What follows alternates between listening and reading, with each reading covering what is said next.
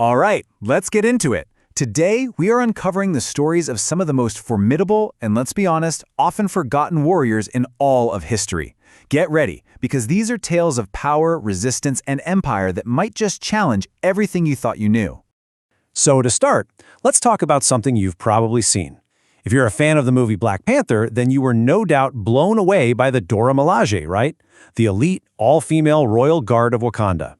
But what if I told you they weren't just some cool idea made up for a movie? What if they were based on a very real and very powerful group of women? Yep, that's right. It's time to pull back the curtain and meet the real-life inspiration for these absolute icons. Meet the Dahomey Amazons, who are also known as the Agojie. For about 300 years, they were a real all-female military force in the Kingdom of Dahomey, which is now modern-day Benin. They were famous for their unbelievable skill and bravery. And yes, they are the direct historical blueprint for the Dora Milaje. How cool is that? But this incredible legacy of warrior women didn't just start with the Agojie. To really get the full picture, we've got to travel even further back in time. We're talking ancient empires that held immense power long before the colonial era even began. Now, this is really fascinating because it shows two totally different kinds of strength. On one hand, you have the Nubian warriors from the Kingdom of Kush. We're talking way back, 800 BCE. They were so powerful that they actually marched north, conquered ancient Egypt, and ruled as pharaohs for nearly 100 years. Then you've got the Mossi warriors, who showed a different kind of power, pure resilience. For centuries, they successfully fought off invasions from two of West Africa's biggest empires, Mali and Songhai. They just refused to be conquered. Okay, let's fast forward a bit to a later period. What happens when this long legacy of military skill comes face-to-face with a new global superpower? Well, let's look at three different groups who mounted an incredible fight against the British Empire. And it is so important to understand this wasn't one single event. This was a long, hard struggle fought by different people across different centuries in different parts of the world. You had the Maroons in Jamaica, the Ashanti Empire over in West Africa, and the Zulu kingdom down in southern Africa, all of them independently taking on the British. First up, the Maroons of Jamaica. Now, just think about this for a second. These were formerly enslaved Africans who escaped to the mountains and built their own free societies. Under the leadership of a brilliant military strategist, Queen Nanny, they waged such a successful guerrilla war that the British Empire, the world's superpower, had to come to the table and sign a peace treaty, officially recognizing their freedom and their land. I mean, that's just incredible. And then you have the Ashanti Empire in modern-day Ghana. Their fight wasn't a single battle, it was a series of wars that went on for almost 80 years. This was a sustained, generations-long conflict against the full might of the British. It's just a stunning testament to their military organization and their sheer will to fight. And this is just a masterclass in strategy. In 1879, at the Battle of Isandlwana, the Zulu army inflicted a totally devastating defeat on the British. And get this, they were facing a force with modern firearms. But through tactical genius and discipline, the Zulus handed them what is still considered one of the greatest military victories by any indigenous army against a colonial power. Period. So we've seen these amazing stories of resistance, right? But there is one story that really stands alone. It's a story of singular, ultimate victory against colonization right at the peak of European expansion. To really understand how huge this next story is, you got to picture the scene. It's the late 19th century, and this period known as the Scramble for Africa is in full swing. European powers are literally just carving up the continent for themselves. It was like this unstoppable tidal wave of colonization. But in 1896, one nation stood in the way. At the Battle of Adwa, the Ethiopian army, led by Emperor Menelik II, stood defiant against an invading Italian force. And what happened next would make history. The Ethiopian army didn't just resist, they won. A massive, stunning, decisive victory that sent the invaders packing and secured their nation's freedom. Because of this monumental win at Adwa, Ethiopia holds this unique, powerful status. It is the only African nation that was never colonized during the scramble for Africa. Just let that sink in for a moment. So, after all these incredible histories of courage, of strategy, of power, what's the big takeaway here? Why do these stories matter so much today? I mean, just look at this legacy. It's an incredible story of strength. You've got the Dahomey Amazons, the real Dora Milaje, The Nubian warriors, who literally ruled ancient Egypt. The Mossi, who stood up to two massive empires. The Maroons, who forced a treaty with a global superpower. The Ashanti, who fought for nearly a century. The Zulus, who won a historic victory. And the Ethiopian army, who made sure their nation was never, ever colonized. These are not small footnotes in a textbook. These are central chapters in the story of human strength, strategy, and the unbreakable will to be free. So I'll just leave you with this question. Knowing these stories, these histories of power, resistance, and absolute victory, how does that change your view of world history?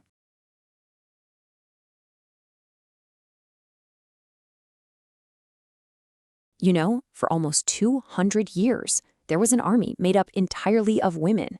They marched into battle, they guarded kings, and they really shaped the fate of a powerful West African kingdom. They were, without a doubt, some of the most feared soldiers on the planet.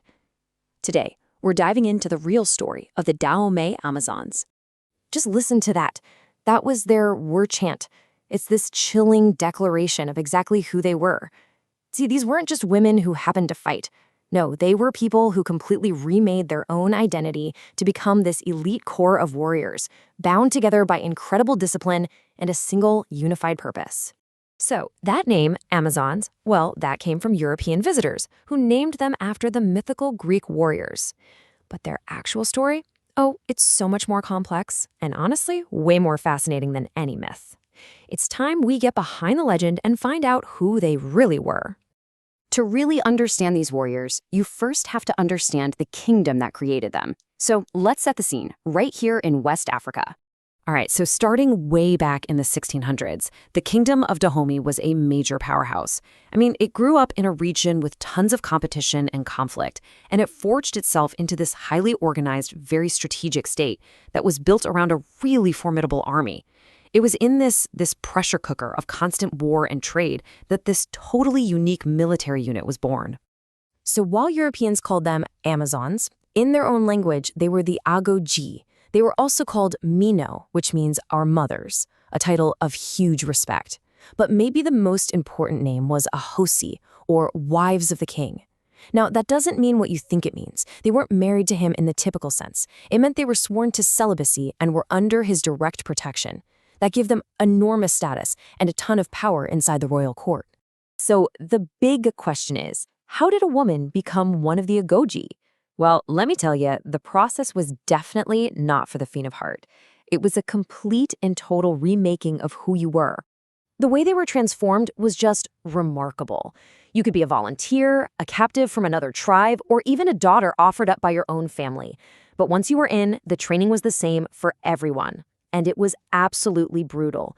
We're talking extreme physical conditioning and loyalty rituals that forged them into this unbreakable sisterhood of soldiers, completely and totally devoted to the king. And let's be clear, this was not some ceremonial guard. These women were a core part of Dahomey's military machine. Sure, they started with traditional weapons like machetes, but by the 1800s, they were expertly using imported muskets and even Winchester rifles. They were a modern, incredibly adaptable fighting force. Their role in battle was legendary. But the reason why they were fighting, well, that's what makes their legacy so deeply complicated. On the battlefields, the Agojie were just terrifyingly effective. They were the shock troops, the ones leading these ferocious assaults and getting into fierce, up-close combat. They were absolutely essential to expanding and defending Dahomey's borders against all their rivals. And this is where the story takes a really difficult turn. Because all that strength, all that skill, it wasn't just being used for defense. It was central to the entire economic engine of the kingdom. Okay, so here's the crucial point we have to understand. The Agojie were key players in raids that captured people from neighboring communities. And this wasn't some byproduct of their wars. It was often the main reason for the war. These captives fueled the kingdom's economy when they were sold to European traders. And that brutal business funded the very state and the very army the Agojie served. This is a painful but completely inseparable part of their history. So by the late 19th century, a new threat showed up on the horizon, one that even the mighty Agojie couldn't defeat. European colonial ambition had arrived right at Dahomey's doorstep. You know, under rulers like King Gezo, the Agojie reached the absolute height of their power. But as France began to move in and colonize the region, the kingdom entered its final chapter. The Agojie fought with unbelievable bravery against the French army, but in the end, superior firepower led to Dahomey's defeat, and in 1894, the corps was officially and forever disbanded. This account from the archives it really captures the tough reality for their survivors. I mean, imagine, after a lifetime defined by war and discipline, they were just forced into a civilian life they barely even knew. Their entire world had been completely dismantled. So that brings us to today. How do we remember the Agojie? Their legacy is this potent and, deeply uncomfortable mix of empowerment on one hand and oppression on the other. You really have to hold both of these truths in your mind at the same time. On one side, you have these women who shatter gender norms to become elite soldiers, defending their people with incredible skill. But on the other side, they were the enforcers of a brutal system and were active participants in the slave trade. Both are true. And as this Benizian scholar reminds us, we just can't pick and choose the parts of history that make us feel good. To really understand the Agojie, you have to grapple with all of it, the courage and the cruelty. To simplify their story is to do a huge disservice to the victims of the very system they upheld. And that's really the question their story leaves us with, isn't it? It challenges us to look at the past not for simple heroes or villains, but for the complex, contradictory, and often painful truth of what it means to be human. It's a history that just resists any easy answers. And you know what? Maybe that's its most important lesson for all of us.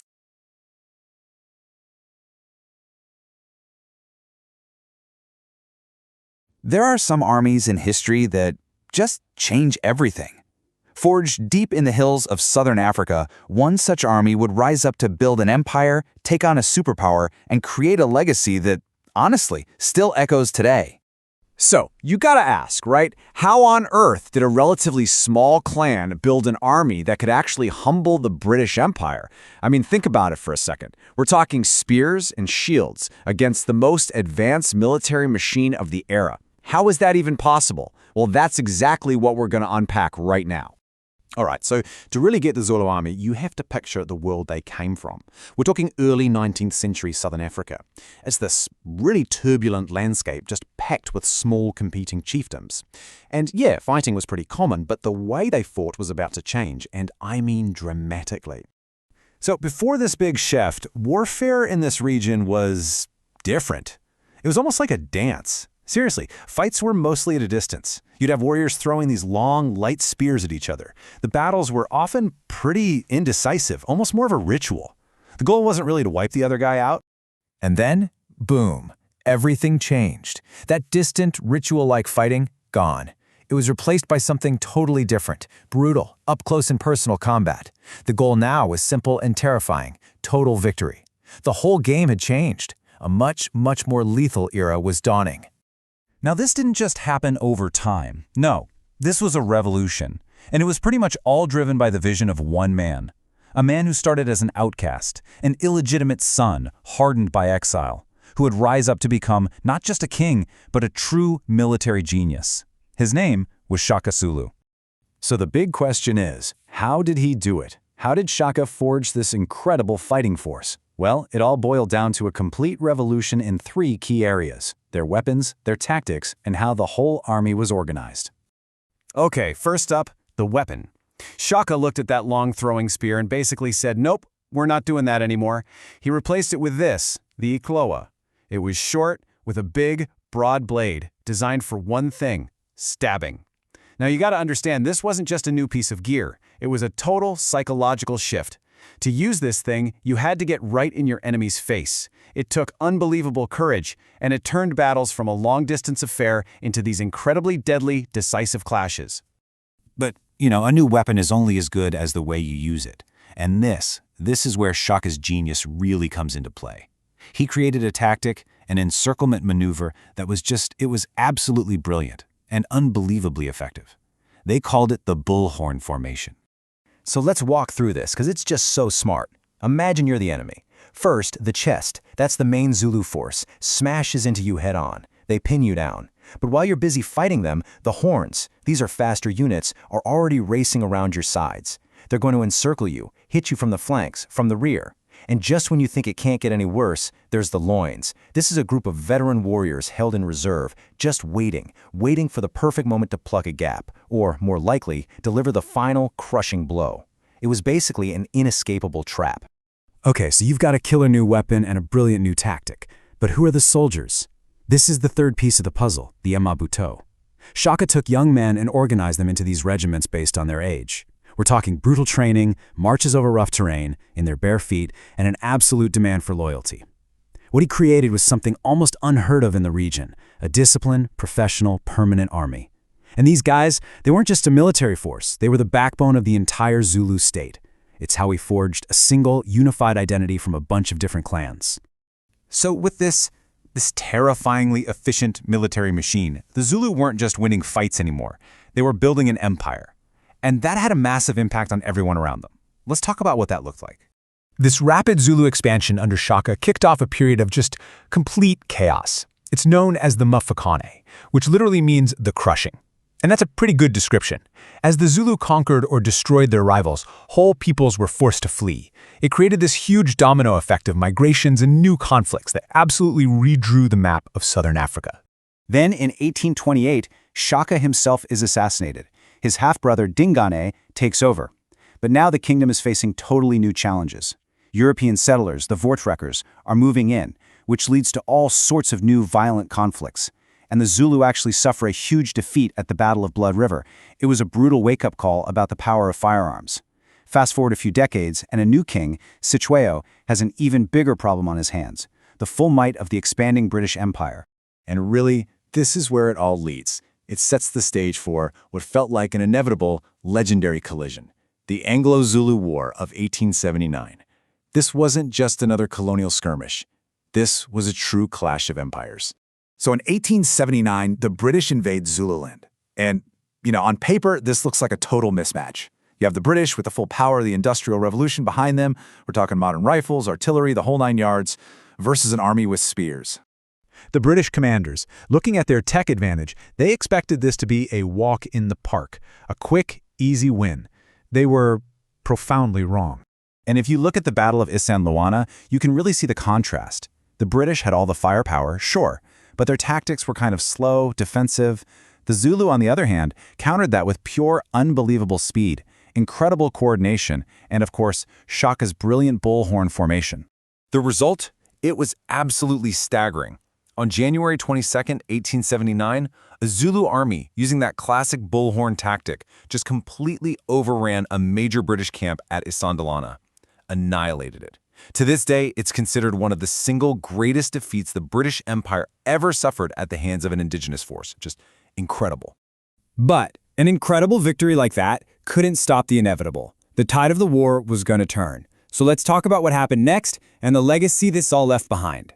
In the end, the sheer industrial might of the British Empire was just too much to overcome. They regrouped, they poured in more troops and resources, and by the end of 1879, the war was over. The British had won.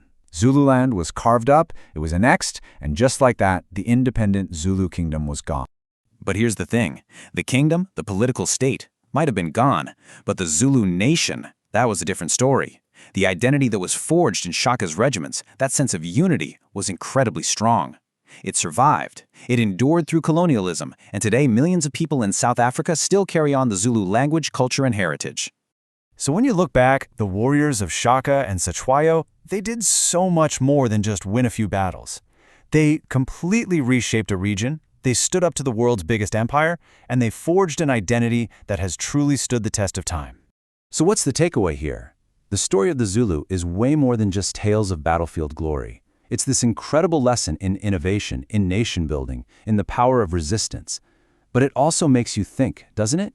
It forces us to look at the immense human cost that comes with building an empire and wielding that kind of power.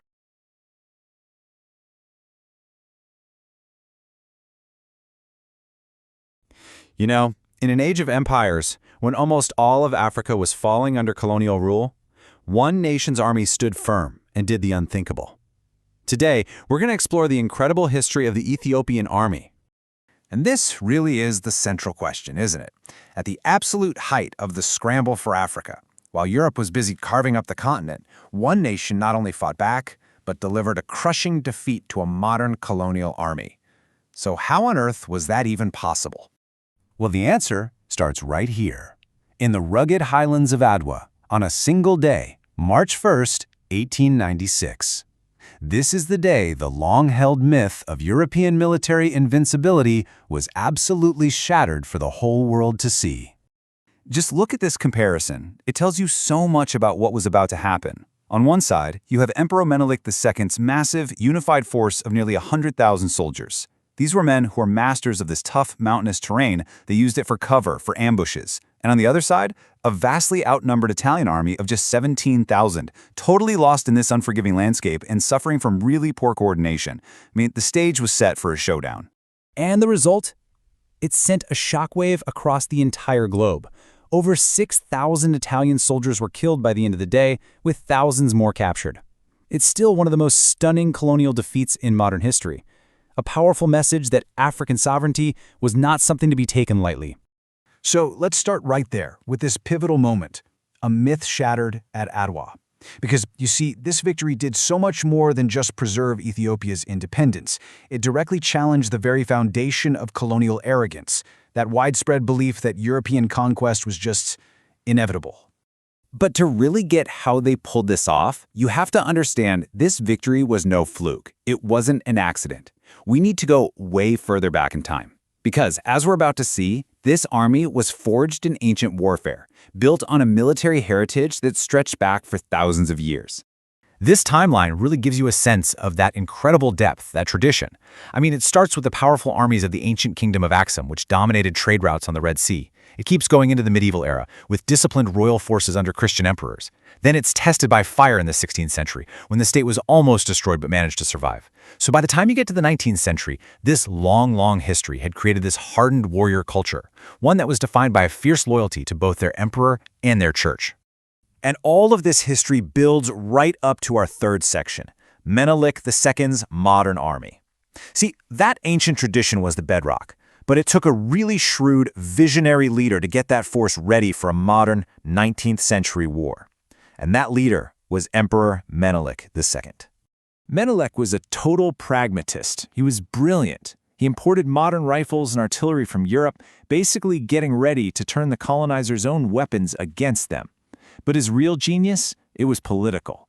He didn't just give orders, he built a coalition. He used his authority and the shared sense of national identity to bring all these proud rival warlords under a single, unified command. And that's how he created the massive, cohesive army that would march to Adwa. The final spark for the war came from a treaty, or really from deception. The Italian version of the Treaty of Wuchale was different from the Amharic one. It basically tricked Ethiopia into becoming an Italian protectorate, stripping away its sovereignty. Menelik II saw right through it, flatly rejected it, and chose to defend his nation's independence with force. At that point, war was inevitable. That incredible decision led to a victory that became, as we'll see here, a symbol for the world. The impact of what happened at Adwa wasn't just felt in East Africa. It sent ripples across the entire globe, inspiring people thousands and thousands of miles away. And that ripple effect was just profound. For other Africans living under colonial rule, this was undeniable proof that resistance wasn't futile. For all the growing anti-colonial movements in Asia and around the world, it was a huge source of inspiration. And across the Black diaspora, for leaders like W.E.B. Du Bois and Marcus Garvey, Ethiopia became this potent beacon of pride, a symbol that colonial domination was not destiny. But, the story doesn't end in 1896. Now we're going to turn to the army's enduring legacy, because just a few decades later, Ethiopia's commitment to its own sovereignty would be tested again, this time in an even more brutal way. So, in 1935, a vengeful fascist Italy, led by Benito Mussolini, invaded once more. He was obsessed with avenging that humiliating defeat at Adwa and building a new Roman Empire. This wasn't some colonial expedition. This was a modern war of total annihilation. And the difference in technology this time around was just staggering. Ethiopia's warriors, many of them still fighting with the same kinds of weapons from Adwa, were now facing tanks, a modern air force dropping bombs, and the horrific, illegal use of chemical weapons like mustard gas. The technological gap was just immense, and despite incredibly fierce resistance, the country was occupied in 1936. And yet, even in that temporary defeat, Ethiopia's voice was not silenced. Emperor Haile Selassie delivered this historic, powerful address to the League of Nations, warning the world that if they did nothing in the face of this aggression, it would lead to global catastrophe. And you know what? He was right. The country was eventually liberated in 1941 with Allied support, and its sovereignty was once again restored. Today, that long legacy of resilience continues with the Ethiopian National Defense Force. It's the modern successor to this historic army, and it's now a major military power in East Africa, often taking the lead in African Union security missions and UN peacekeeping operations, a direct continuation of that enduring commitment to sovereignty. So, from the ancient kingdom of Aksum to the mountains of Adwa, and onto the global stage of the 20th century, the story of the Ethiopian army is this powerful testament to sovereignty. It really leaves us with a fundamental truth. Empire is not always destiny, because history can and does bend when a nation refuses to kneel.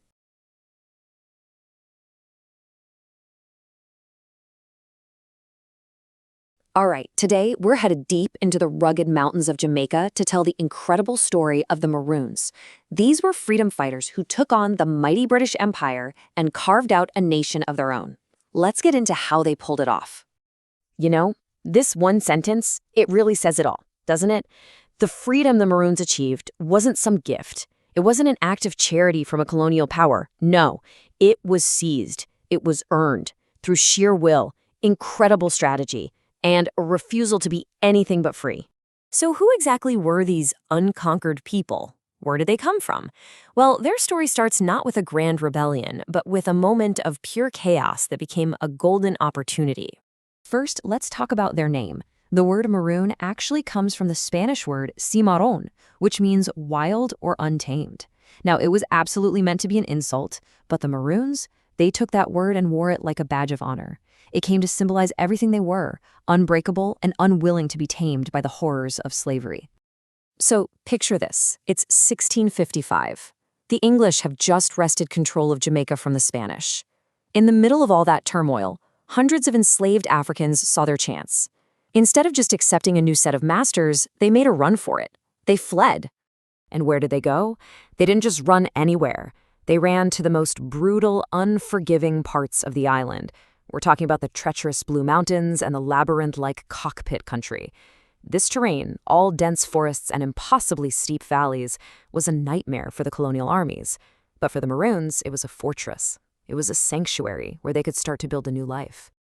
But here's the thing. For the Maroons, just surviving was never going to be enough. They didn't just hide out in the mountains. They organized, they fought back, they actively and successfully defied one of the most powerful empires on the planet. And make no mistake, this was not some scattered, random rebellion. Oh no, this was a highly organized resistance, led by absolute legends. In the East, you had the incredible Nanny of the Maroons, a figure who was both a spiritual guide and a tactical genius. And over in the West, there was Agojie, who led these disciplined and ferocious military campaigns that had the British completely spinning their wheels. And how they fought, I mean, it was brilliant. The Maroons were masters of guerrilla warfare, long before the term was common. They'd use camouflage to literally melt into the forest, then launch these lightning-fast ambushes and just disappear. They could communicate across huge distances using horns and drums, basically turning the landscape into their own personal communication network. And they were smart. They knew never to get into a big open battle where the British had the advantage. They always fought on their terms. And the result of all this? Well, for decades, the British Empire, the most powerful force on Earth, simply could not win.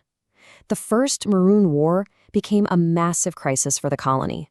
It was draining their money, their manpower, and it struck fear into the hearts of plantation owners. It proved that the system of slavery was not as invincible as they thought. So you have this incredible stalemate. The British couldn't win, but the Maroons were under constant, relentless pressure. Something had to give. And what happened next was a historic moment, but it came with a very, very heavy price. In 1739, the two sides actually sat down at the negotiating table. The Maroons won things that were almost unimaginable at the time. They were granted their own land, recognized as a free and autonomous people with the right to govern themselves. But, and this is a huge but, the price was incredibly steep. They had to agree to stop taking in new runaway slaves, and Most controversially, they had to agree to help the British put down any future slave revolts. I mean, you can just feel the impossible dilemma there, right? This treaty cemented their own freedom, which was a monumental victory. But it also entangled them in an alliance with the very system they had so brilliantly fought against. It's a really complex part of their history, and it's still debated to this day. But that treaty, for all its complexities, gave the Maroons something priceless, the security to let their culture not just survive, but truly flourish. And that created a legacy that is still very much alive. Tucked away in their own territories, the Maroons built a literal nation within a colony. This was a place where West African spiritual traditions were kept alive, where the sounds of talking drums and the abang horn, that's their special horn, echoed through the mountains. They were completely self-sufficient, with their own elected leaders speaking their own unique language. It was a world apart from the colonial one down below. Of course, their struggle wasn't over. A second, absolutely brutal war broke out in 1795. It was tragic, and it led to many Maroons being deported to places as far away as Nova Scotia. And yet, against all of those odds, the core communities in Jamaica held on. They survived, and they are still there today, a living link to this incredible history. So why does this one story matter so much on a global scale? Well, think about it. The Maroons are one of the very first and most successful examples of sustained resistance to slavery anywhere in the Americas. They were true pioneers of guerrilla warfare, and they achieved a negotiated, recognized freedom decades before the idea of abolition was even a serious conversation. They inspired so many others. And you can see just how deep their legacy runs in modern Jamaica in a very real, very everyday way. It all comes down to this one number: 500. Why? Because if you ever look at a Jamaican $500 bill, the face you'll see staring back at you is Nanny of the Maroons. She is officially recognized as a national hero of Jamaica, a permanent testament to her vital role in the nation's story. So you can trace this amazing journey all the way through history. From that first treaty in 1739 that recognized their freedom, through the devastating test of the Second Maroon War, all the way to today, where communities like Accompong hold huge celebrations every year for their heritage and their hard-won autonomy. When you really boil it all down, the story of the Maroons is this powerful, undeniable proof. They proved that resistance was not pointless. They showed the entire world that even when faced with the absolute worst of humanity, the spirit of liberty could not only survive, it could win. And that kind of leaves us with a huge question to think about. The Maroons answered it with unity, with sacrifice, with brilliant strategy. And their story really forces us to ask ourselves, what does it truly take for a people to win their own freedom?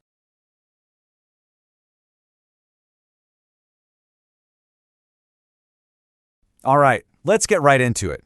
Imagine this. For over a century, a powerful West African kingdom, a kingdom literally built on gold and incredible strategic skill, stood toe-to-toe with one of the largest empires the world has ever seen. This is the story of the Ashanti Empire, a nation that absolutely refused to be just a footnote in someone else's history book. And this quote, it just nails it, doesn't it? We're not talking about some small, disorganized group. At a time when European powers were, let's be honest, often underestimating African societies, the Ashanti were something else entirely. They were an organized, disciplined military and political force, fueled by immense wealth, and driven by this unshakable belief in their right to rule themselves. So to really understand this, we need to go back. Let's travel to the late 17th century, deep in the forests of what we now call Ghana. And this land, it wasn't just full of trees, it was rich in gold, and it sat right at the crossroads of some incredibly important trade routes. And it's right here that the Ashanti people, you'll also hear them called the Asante, began to rise. Now, they weren't always a single, unified empire. At first, they were a collection of related peoples, all part of the larger Akan ethnic group, each with their own chief. But they were about to be brought together under one incredibly powerful banner.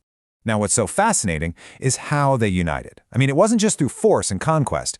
It was this amazing blend of a visionary leader and a sacred object. An object that would literally become the soul of their entire nation. The founding story is just incredible. It's legendary. You have this leader, Osei Tutu, who knows they need to unite to be strong. His chief priest, Okomfo Anaki, holds this massive ceremony and, as the story goes, he summons the golden stool right down from the heavens. This one miraculous event binds all these different groups together, and Osei Tutu becomes the first king, or Asante of the new Ashanti Empire. And listen, this is a point you have to understand. The golden stool was never, ever a throne. No one sat on it. It was way too sacred for that. It was the physical embodiment of the Ashanti spirit, their history, their present, their entire future, all in one object. To have the stool was to have the right to rule. And to lose it, well, that would mean losing their very identity as a people. It was everything. And this sacred unity, it wasn't just symbolic. It was the bedrock of a really advanced political system. He had the central king in the capital, Kumasi, sure, but his power was balanced by a council of chiefs. Think of it like a federal system, with real checks and balances, all held together by a complex legal code. This was a sophisticated, stable, and well-run state, which ensured no single person could have absolute power. So this well-organized, wealthy empire starts to expand. But controlling all that gold and all those trade routes puts them on a direct collision course with another expanding power, the British Empire, which was pushing its own influence along the West African coast. It was really inevitable that these two empires would clash. Just look at this timeline. This wasn't a single battle or even a single war. This was a century of conflict. 4 major wars spread out over almost 80 years. From the first clashes back in the 1820s all the way through the 1860s, the Ashanti were a formidable opponent. I mean, even after the British managed to burn their capital city of Kumasi in 1874, the fight for their sovereignty was far, far from over. So what was this all about? It really comes down to this. Their goals were completely at odds. The British wanted control of trade, access to gold, and the expansion of their colonial power. But for the Ashanti, the stakes were so much higher. This was about protecting their independence, their land, their culture, their entire way of life. For them, it was a fight for their very existence. This long, simmering conflict finally boils over in 1900. And the final war, the one that would become legendary, wasn't sparked by a dispute over land or money. No, it was sparked by a single, deeply insulting demand from the British, a demand that struck right at the soul of the Ashanti nation. The British governor, in what you could call a moment of stunning cultural blindness, or maybe it was a deliberate provocation, made an unthinkable demand. He insisted that the Ashanti hand over the golden stool, so that he, a foreigner, could sit on it. To the Ashanti, this was just beyond comprehension. It was like asking a country to hand over its very soul just to be defiled. So the Council of Chiefs is debating. And you can imagine the dilemma, right? They know what another war against the British means. And as the men are hesitating, one figure has heard enough. The Queen Mother, Ya Asantewaa, stands up and delivers a line that will echo through history. If you, the men of Ashanti, will not go forward, then we will. In that one moment, she shamed the hesitant and rallied an entire nation for one last fight. And she didn't just talk, she led them. The War of the Golden Stool was a fierce, desperate uprising. And even though the Ashanti were ultimately defeated on the battlefield and their lands were officially annexed by Britain in 1901, Ya Asantewaa's incredible courage made her this lasting symbol of resistance, not just in Ghana, but all across Africa. So, okay, the empire was defeated on paper, but was the spirit of the Ashanti crushed? Not even close. Its legacy is literally woven into the fabric of modern West Africa. You can still see it today. The Ashanti Kingdom continues to exist as a traditional state within the nation of Ghana. The Asante is still a deeply respected cultural leader, and you see that legacy everywhere, in the famous kente cloth you see around the world, in vibrant festivals, and in the profound influence Ashanti history has on Ghana's national identity and pride. And that brings us to the most important point of all. Here's the real takeaway. The British won the battles, they took the territory, but they never truly won the war. Why? Because they never got what they came for. The golden stool was hidden away, it was protected, it was never ever surrendered. The empire may have fallen, but its soul was never conquered. Which really leaves you with a pretty big question, doesn't it? What does it truly mean to win?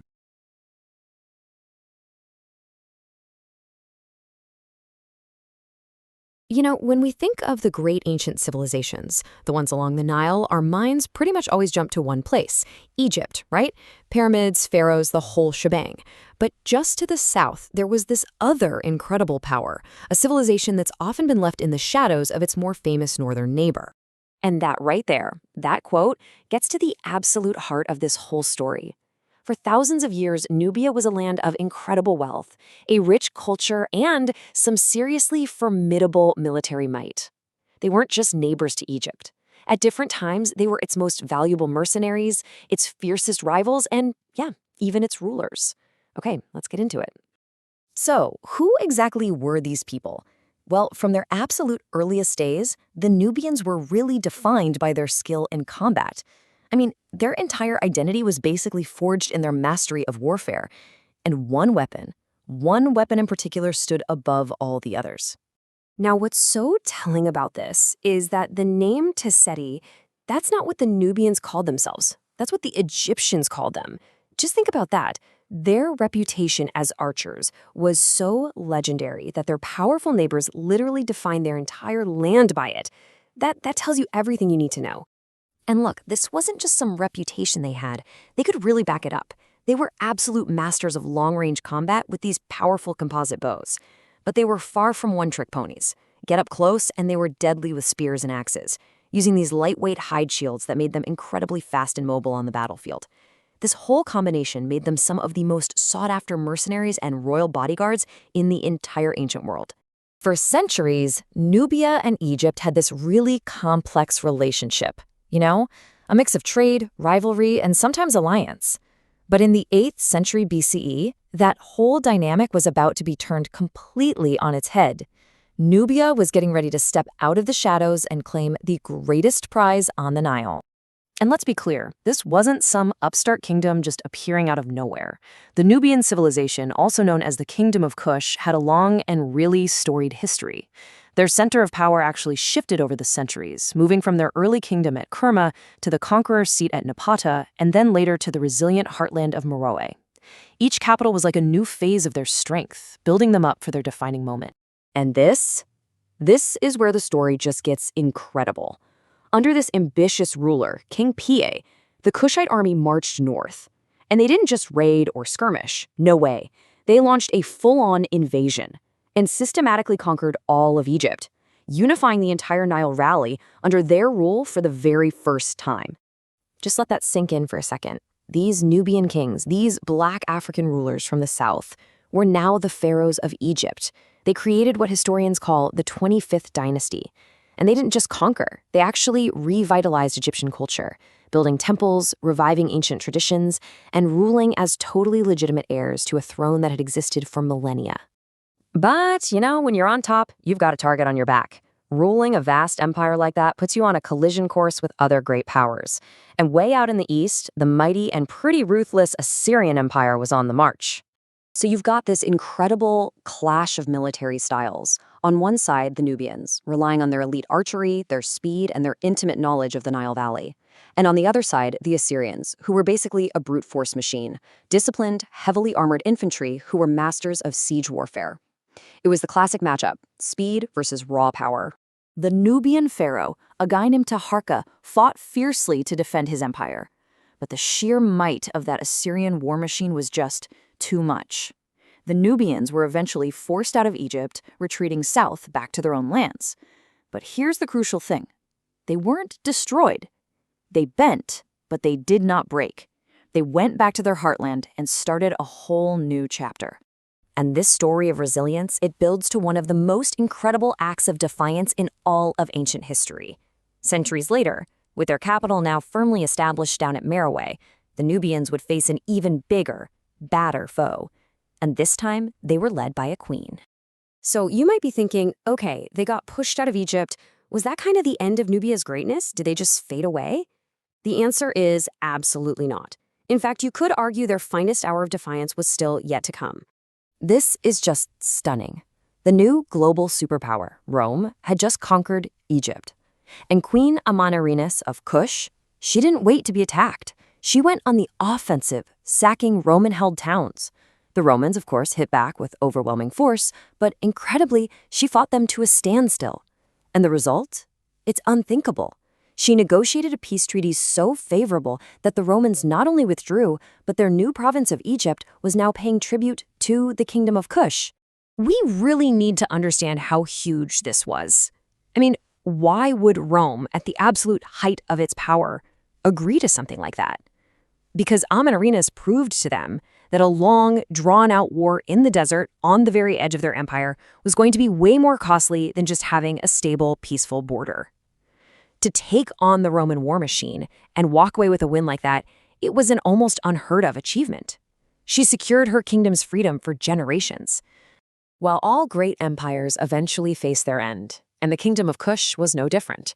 After more than 1,000 years of power, its influence slowly began to wane, leaving behind a legacy that still, quite literally, echoes in the sand today.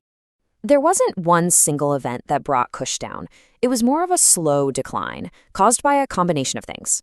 See, their immense wealth was tied to trade routes along the Nile, but new international trade routes in the Red Sea started to bypass them, cutting off their economic lifeblood. At the same time, a rival kingdom, Axum, was on the rise to the east, and, like so many empires, periods of internal struggle just weakened them from the inside. But their story didn't just vanish. I mean, if you travel to Sudan today, you can see them. The steep, striking pyramids of Meroe rising right out of the desert sand. They're this powerful, physical reminder of this incredible civilization, a testament to their culture, their wealth, and their power. So why does all this matter? Because history always seems to remember Egypt. But just to its south, and for a time ruling over it, stood Nubia. They weren't just some lesser neighbor or a backup army. They were conquerors, defenders, pharaohs, and queens who stared down the world's greatest empires and didn't flinch. So the real takeaway is this. The Nubian warriors weren't a footnote in Egypt's story. They were kings who wrote their own.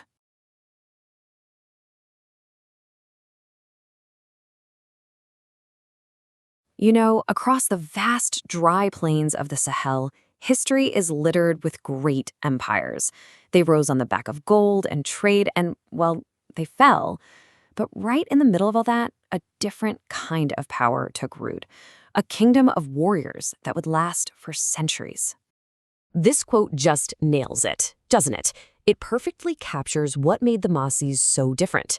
While their neighbors, the famous empires like Mali and Songhai, were busy controlling trade routes, the Mossi built their identity around one thing, their absolute mastery of the horse. So what was their secret? What made them so formidable? Well, it all comes down to this core identity as the horsemen of the Sahel. And believe me, that was way more than just a cool title. It was the heart of their entire strategy and their culture. To really get it, you have to look at the land itself. The Mossi kingdoms popped up in what's now Burkina Faso, which is mostly open savanna.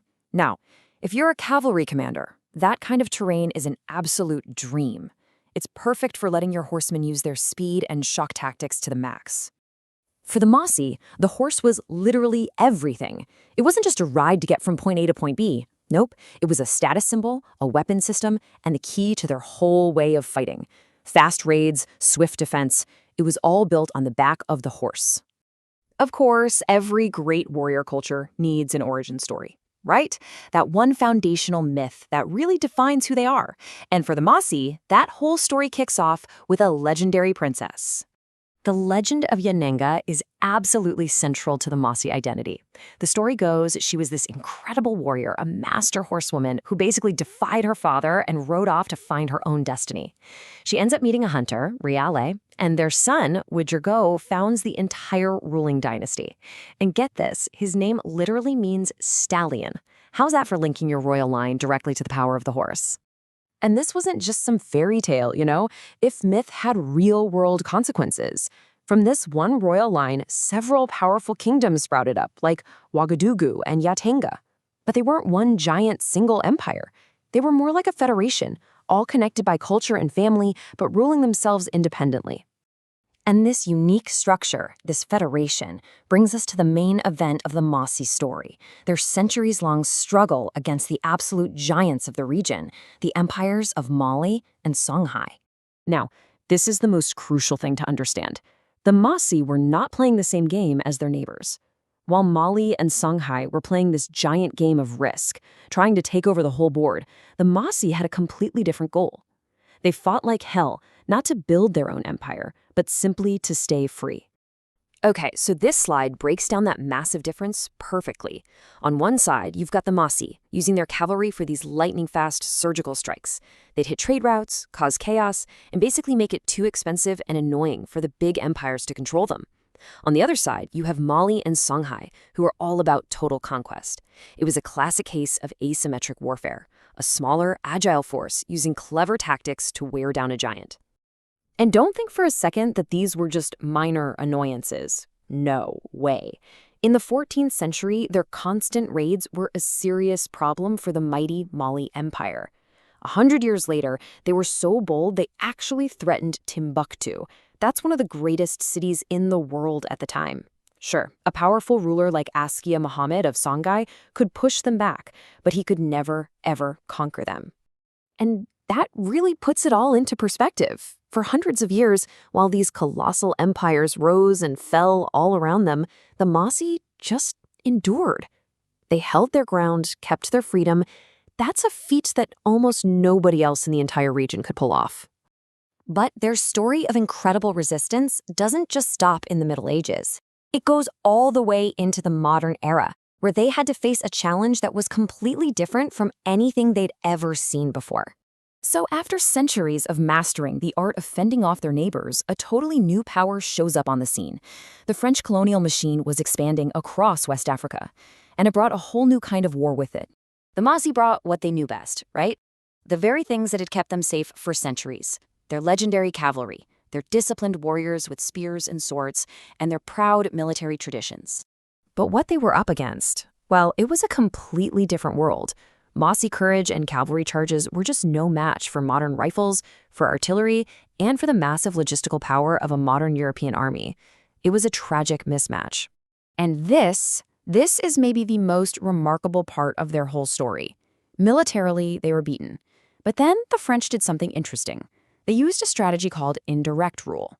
They decided, hey, instead of tearing this whole society down, let's just keep their king, the Mogo Naba, in place and rule through him. So their political structure, it actually survived. Just let that number sink in for a second. 800 years. From their beginnings in the Middle Ages, through all those epic clashes with empires, all the way through the colonial era and beyond, the political institutions of the Mossi people survived. That kind of continuity is just, it's almost unheard of. So why does all this matter today? Because this isn't just ancient history. The Mossi are still the largest ethnic group in Burkina Faso. Their king, the Mogo Naba, still performs important ceremonial duties in the capital. And that incredible cavalry tradition, it's still alive in festivals and stories, keeping the spirit of the horsemen of the Sahel going. Which leaves us with this one big question to think about. The story of the Mossi really challenges our whole idea of what it means to be successful, doesn't it? They show us that survival isn't always about conquering everyone else. Sometimes it's about resilience, it's about autonomy, and it's about the incredible strength of a people who just refuse to be erased.